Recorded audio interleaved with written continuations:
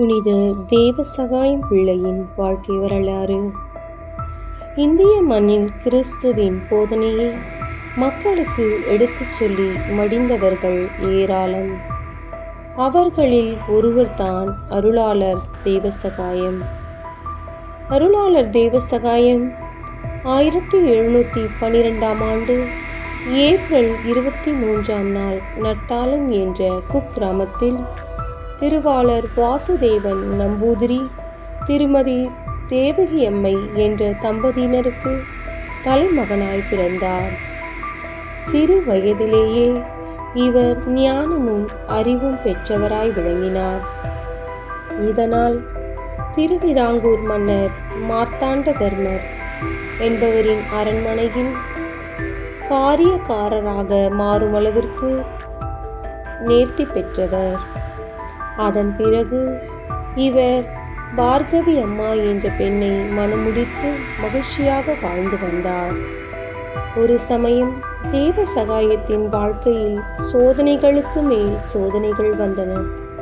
அவர் என்ன செய்வதென்று தெரியாமல் தவித்தார்.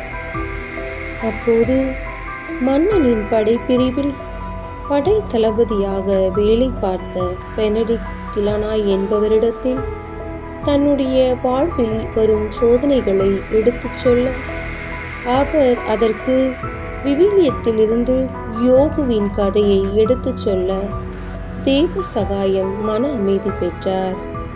பிறகு அவர் வேத நூலையும் இயேசு கிறிஸ்துவையும் பற்றி முழுமையாக தெரிந்து கொள்ள ஆசைப்பட்டார்.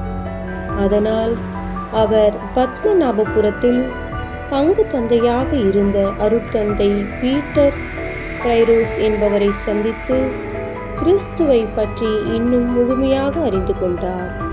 கிறிஸ்துவை பற்றி அறிய அவர் உண்மையான கிறிஸ்தவனாகவே மாறினார்.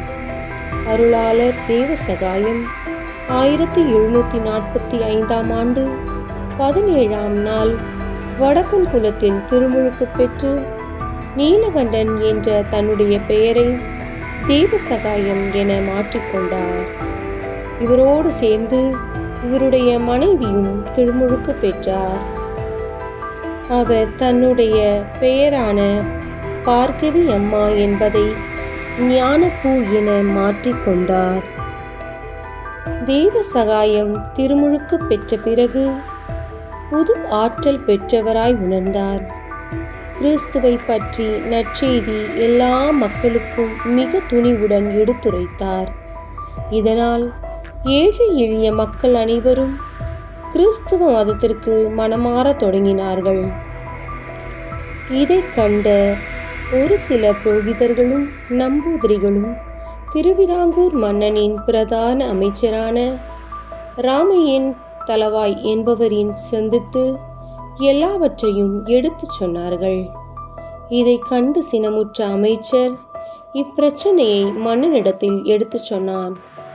மன்னரோ மக்கள் அனைவரும் நடுங்கும் வண்ணம் தேவசகாயத்தை கழுதையின் மீது ஏற்றி எருக்கலை மாலையை அவருக்கு அணிவித்து ஏறக்குறைய 8 மைல் தூரம் அவரை கூட்டி சென்று பலவிதமாக துன்புறுத்தினர்.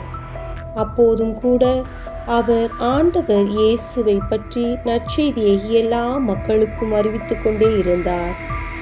இதனால் கிறிஸ்துவர்களின் எண்ணிக்கை மேலும் மேலும் பரவியது.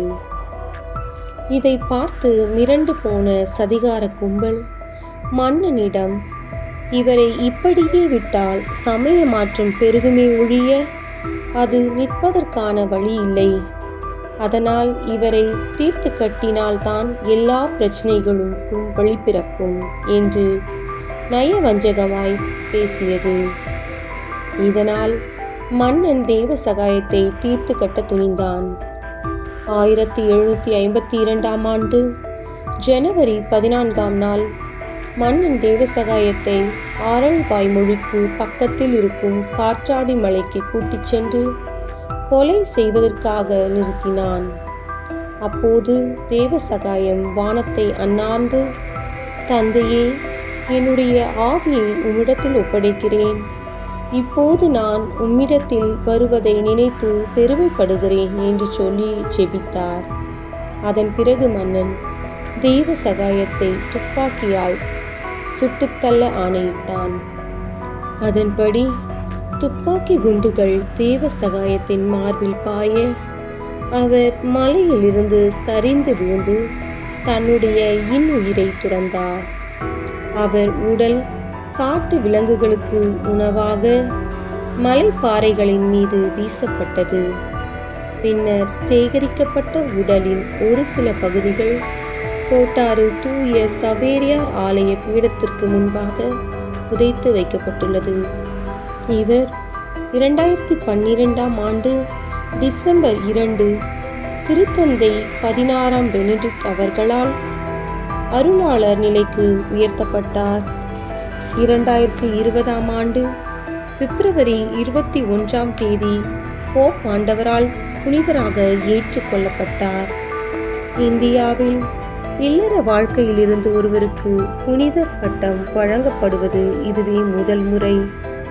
அது மட்டுமல்லாது தமிழ்நாட்டின் முதல் புனிதர் என்ற பெருமையை தேவசகாயம் பிள்ளை பெற்றுள்ளார். ஆம், நாமும் இப்படிப்பட்ட புனிதராக மறைசாட்சியாக வாழ முற்படுவோம். வாருங்கள். நன்றி.